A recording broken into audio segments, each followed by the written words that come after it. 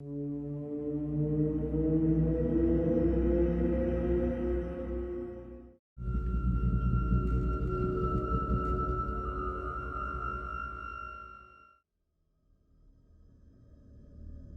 been delivering pizzas for almost 3 years now, and I thought I'd seen it all: drunken customers, late-night pranks, and the occasional creepy house.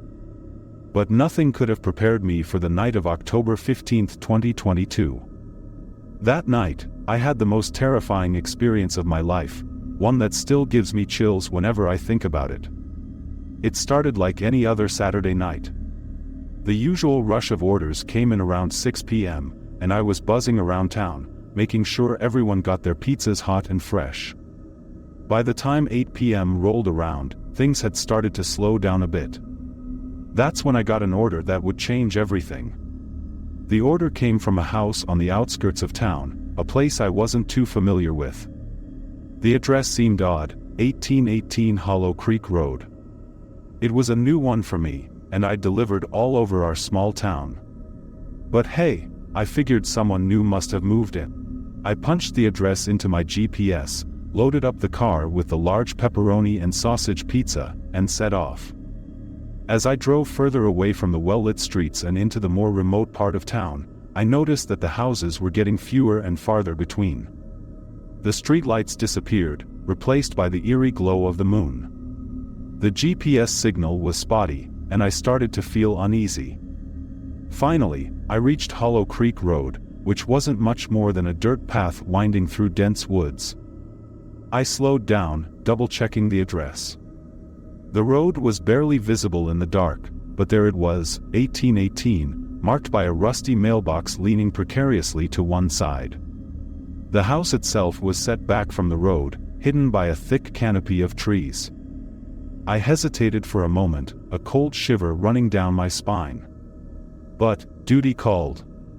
I drove up the narrow, winding driveway, the gravel crunching under my tires. The house came into view, an old, dilapidated Victorian-style home that looked like it hadn't been inhabited in years. The windows were dark, and the whole place had a haunted vibe to it. I parked the car, leaving the engine running just in case. Taking a deep breath, I grabbed the pizza and made my way to the front door. The porch creaked under my weight, and I had to knock a few times before I heard any movement inside. Finally, the door opened just a crack, and a man's face appeared. He was middle-aged, with unkempt hair and a wild look in his eyes. "Pizza delivery," I said, forcing a smile. The man stared at me for a moment, then opened the door wider. "Come in," he said, his voice rough and gravelly. I hesitated. We weren't supposed to go inside customers' homes, especially not ones that looked like this. "I can just hand it to you here," I said, trying to keep my tone light. But he insisted, stepping aside and gesturing for me to enter. Against my better judgment, I took a step inside. The house was dark, and the air was thick with a musty smell. There were no lights on, just the dim glow from a few candles scattered around. The furniture was covered in dust, and cobwebs hung in the corners. "Just put it on the table over there," the man said, pointing to a small, rickety table in the corner of what looked like the living room. I walked over, my footsteps echoing in the silence. As I set the pizza down, I noticed a picture frame lying face down on the table.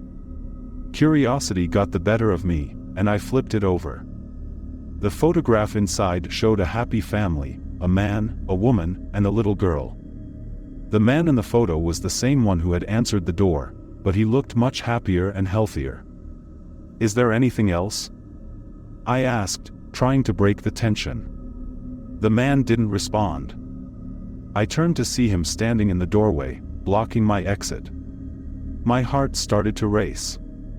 "I just need to pay you," he said finally, reaching into his pocket. He pulled out a wad of cash and handed it to me. I counted it quickly. It was way more than the cost of the pizza. "This is too much," I said, holding out the extra money. But he shook his head. "Keep it," he said. "For your trouble." I thanked him, trying to hide my relief as I made my way to the door.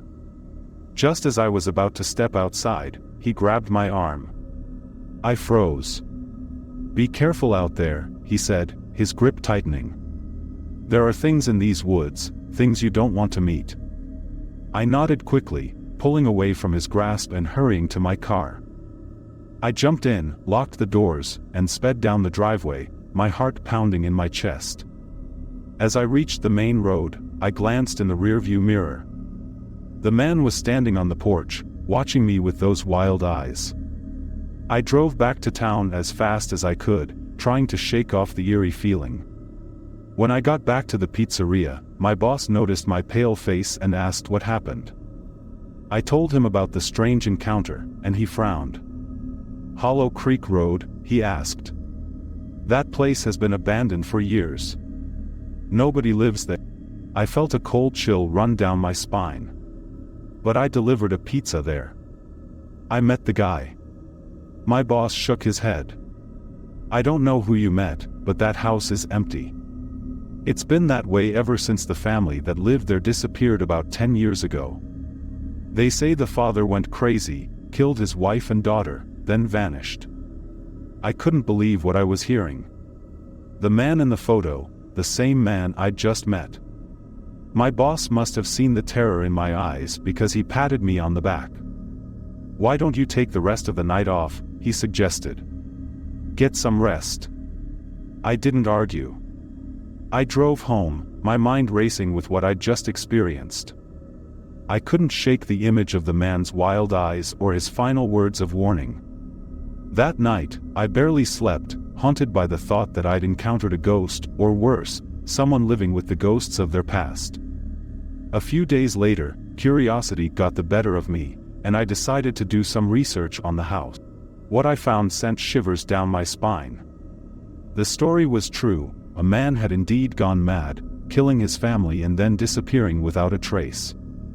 The house had been left abandoned ever since. I never took another delivery out to Hollow Creek Road. I couldn't shake the feeling that something, or someone, was still out there, waiting. To this day, I can't explain what happened that night. All I know is that it was the most terrifying experience of my life, and it's one I'll never forget.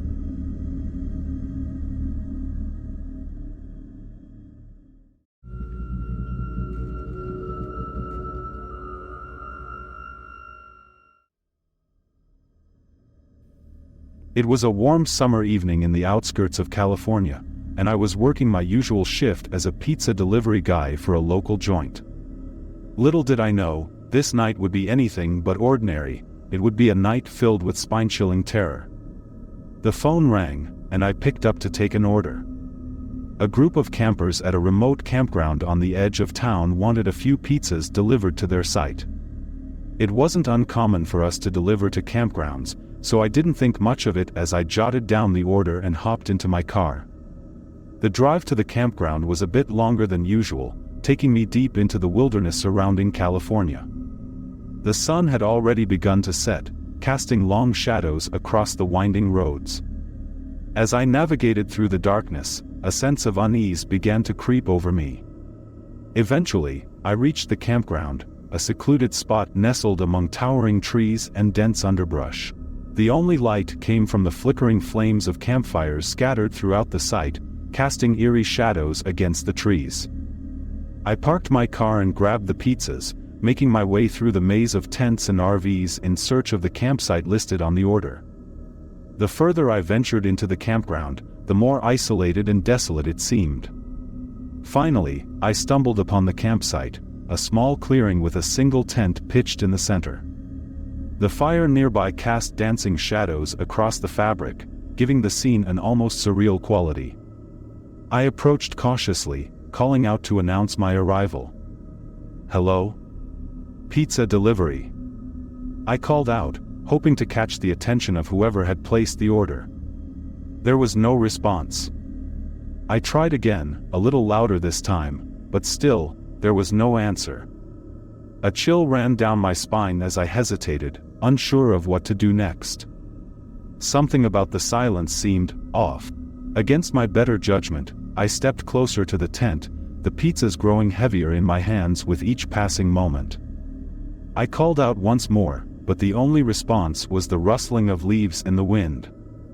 I took a deep breath and reached out to unzip the tent, my heart pounding in my chest. What I saw inside made my blood run cold. The tent was empty. Not a single soul was inside, not even a sleeping bag or a stray backpack. It was as if the tent had been abandoned in a hurry, leaving behind nothing but a lingering sense of unease. I glanced around the campsite, searching for any sign of life, but all I found was darkness and silence. The hairs on the back of my neck stood on end as a sense of dread washed over me. Just as I was about to turn and leave, a twig snapped behind me, causing me to whirl around in alarm. Standing in the shadows was a figure, a tall, shadowy silhouette that seemed to blend seamlessly into the darkness. I froze, my heart pounding in my chest as I stared at the figure in horror. It didn't move, didn't speak, it just stood there, watching me with cold, unseeing eyes. Summoning every ounce of courage I had, I took a step back, my mind racing with fear and uncertainty. I knew I needed to get out of there, to leave this creepy campground far behind me. Without another word, I turned and ran, the pizzas forgotten as I sprinted back to my car. The sound of my footsteps echoed through the darkness, mingling with the distant chirping of crickets and the rustling of leaves. I didn't stop running until I reached the safety of my car, the engine roaring to life as I peeled out of the campground and back onto the main road. I didn't look back, I didn't dare. As I drove away, my mind raced with questions. Who, or what, had been lurking in that campground? What had happened to the campers who had placed the order? And perhaps most importantly, would I ever be able to shake the feeling of terror that had taken hold of me that night? To this day, the memory of that creepy campground still haunts me, a chilling reminder of the things that lurk in the darkness just beyond the edge of our reality. And as I glance in my rearview mirror, I can't help but wonder if I'll ever truly escape the horrors of that night in the wilderness outside California.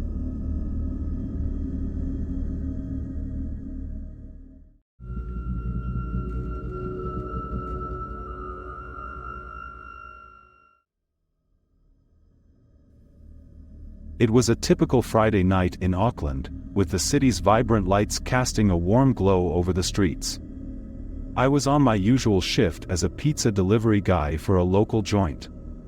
Little did I know, that night would be far from typical. It would be a night I'd never forget, a night that would chill me to the bone. The evening started like any other. I grabbed a stack of pizza boxes, hopped into my beat-up car, and set off to deliver cheesy goodness to hungry customers. As I cruised through the city, the excitement of the weekend pulsed through the air. But little did I know, that excitement would soon turn into terror. My next delivery was to a house on the outskirts of town, a place that seemed to be engulfed by darkness even in the glow of the city lights. I navigated my way through the winding streets until I finally arrived at the address. The house stood ominously in front of me, its windows like vacant eyes staring into the night. I shook off the eerie feeling and grabbed the pizza from the passenger seat. As I approached the front door, a chill ran down my spine. I knocked, and the sound echoed through the stillness of the night. No response. I knocked again, this time louder, but still, nothing. Just as I was about to leave, the door creaked open slowly, revealing a dimly lit hallway. A figure stood in the shadows, a woman, her face obscured by darkness. She beckoned me inside with a crooked finger, and against my better judgment, I stepped over the threshold. The air inside was thick with a strange, musty scent, a smell that sent shivers down my spine. I tried to brush it off as I followed the woman down the hallway, but I couldn't shake the feeling of unease that washed over me. We reached the living room, where a single candle flickered on a dusty table. The woman gestured for me to place the pizza down, and as I did, I couldn't help but notice the strange symbols etched into the walls, symbols that seemed to pulse with an otherworldly energy. I tried to make small talk as I handed her the pizza, but she remained silent, her eyes fixed on me with an intensity that made my skin crawl. I made a hasty retreat, eager to get out of that house as quickly as possible. But as I reached the door, a voice echoed through the darkness, a voice that seemed to come from everywhere and nowhere all at once. "You shouldn't have come here," it whispered, sending a chill down my spine. I bolted out of the house and into the safety of my car, the sound of my pounding heart drowning out the whispers that seemed to follow me into the night. I sped away from that house, the memory of those haunting whispers burning in my mind. To this day, I can't shake the feeling that something sinister lurked within those walls, that I had stumbled upon something far more terrifying than just a late-night pizza delivery. And as I glance in my rearview mirror, I can't help but wonder if I'll ever be able to escape the horrors of that night in Auckland.